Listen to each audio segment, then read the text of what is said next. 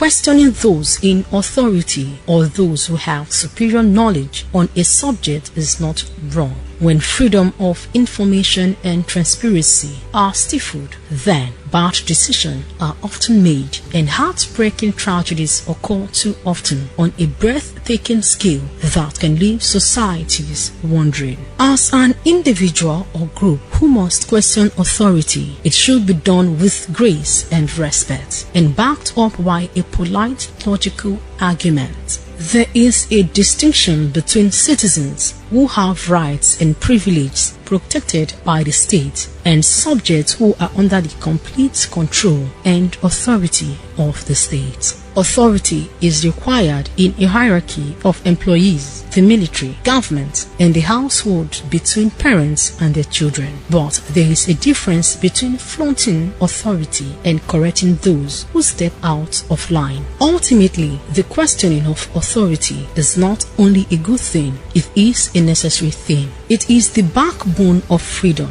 While authority exists and is necessary in life, it is never wrong to question authority. Doing so can help people gain mutual understanding, confirm something, keep people honest, and explore new ways of handling things. However, authority is important to prevent people from stepping out of line. One should question authority if they feel such is necessary, but they should be careful not to discredit themselves by disrespecting those in authority. Respecting those in authority while questioning them is important. Even if those with authority over you are rude, disrespect you, or don't appreciate being questioned, your respectful attitude will make you the better person with maturity. You can't control how others respond to you, but you can control how you respond to others. Those in authority are human beings and therefore are fallible and self-interested.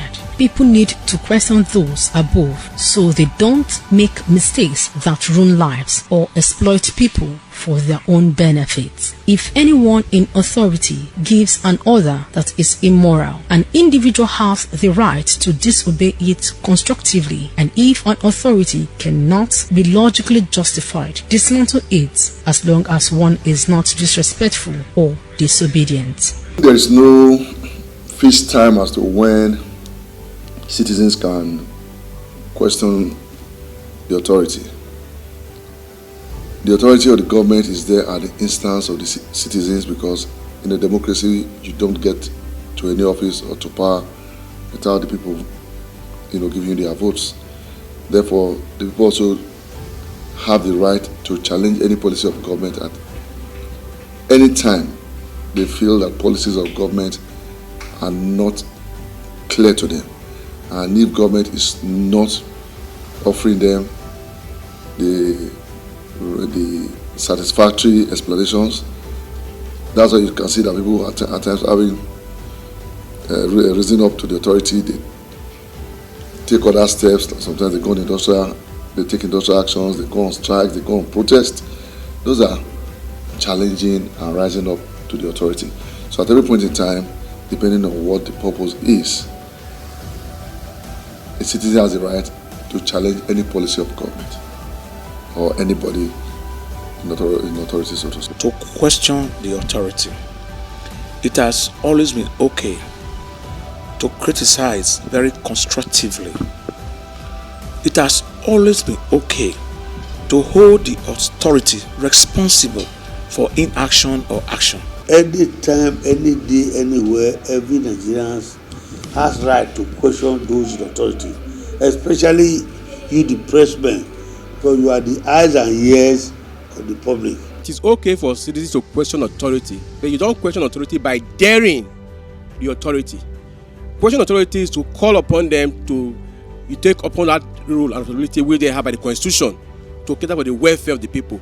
Like it or not, the government decides the biggest part of our lives in almost every country and every regime. And if we don't know what to ask or obligate them, if needed to do so, they decide it alone and freely, guided by their connivance more than by people's needs. As a result of the coronavirus, which has been a very serious pandemic ravaging the world, which is why the government has asked citizens to stay at home as a measure to fight coronavirus, got citizens talking and questioning the authority as a result of not making necessary provisions for them before taking such decisions. Now this outbreak, if not the negligent, it would have affected Nigeria because their interest. They have access traveling abroad like we are going to Lagos. That's why they brought it to Nigeria. Now we don't have the facilities on ground and we want to shut the nation down. How would they survive? Whatever the government is also doing now is in the best interest of the citizens.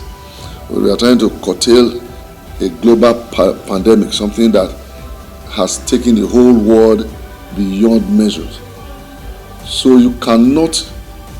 Anybody wants to challenge the government and must have justifiable reasons as to why I have to challenge government. But for now, I think everybody is careful. They are trying to curtail the spread of the disease.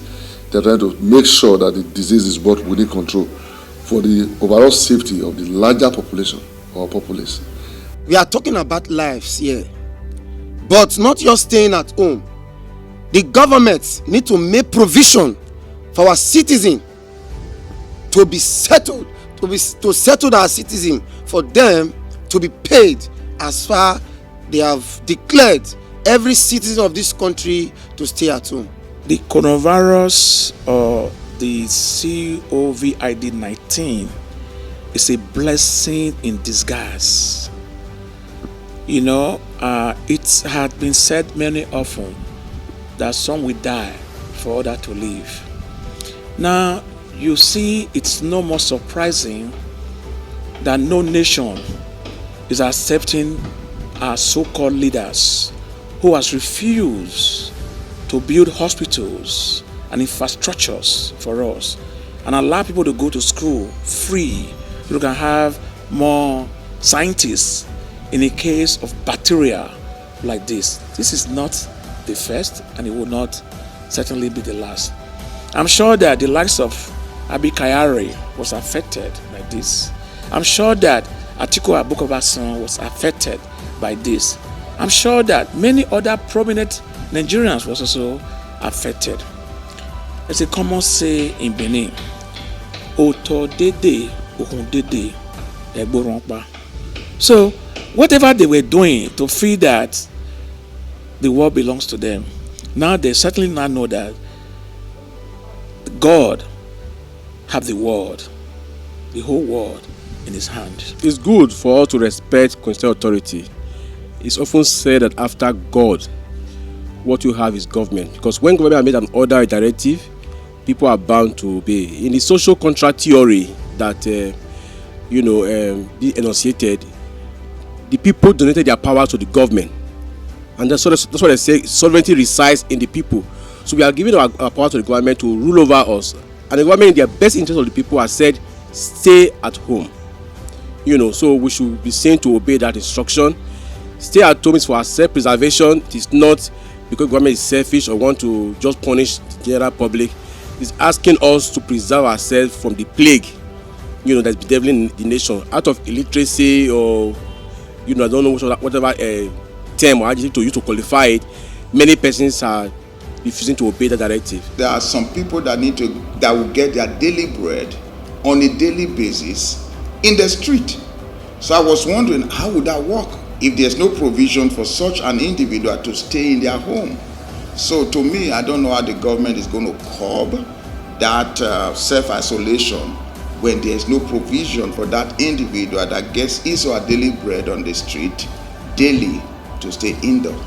In 1963, Stanley Milgram conducted one of the most famous studies of obedience in psychology, the Milgram experiment. This study illuminates how much suffering an ordinary person would be willing to inflict on an entirely innocent person based on following orders. Milgram wanted to test the conflict between obedience to authority and personal morals and conscience. The outcome of his experiment, which seems like something from a nightmare, reveals a frightening truth about human nature. From government and healthcare to earning degrees, titles and status, authority and the perception of authority plays an influential part in our culture. Having the knowledge about these important aspects of human nature doesn't mean we should stop respecting and listening to authority. A leader alone cannot create vast change. The power of a movement lies in its followers. Being a silent bystander only permits whatever is happening to continue. It's not easy to speak up and risk embarrassing yourself or even put yourself in harm's way. It's not easy to stand up for something when everyone else is sitting quietly and turning their heads away. It's not easy to question authority.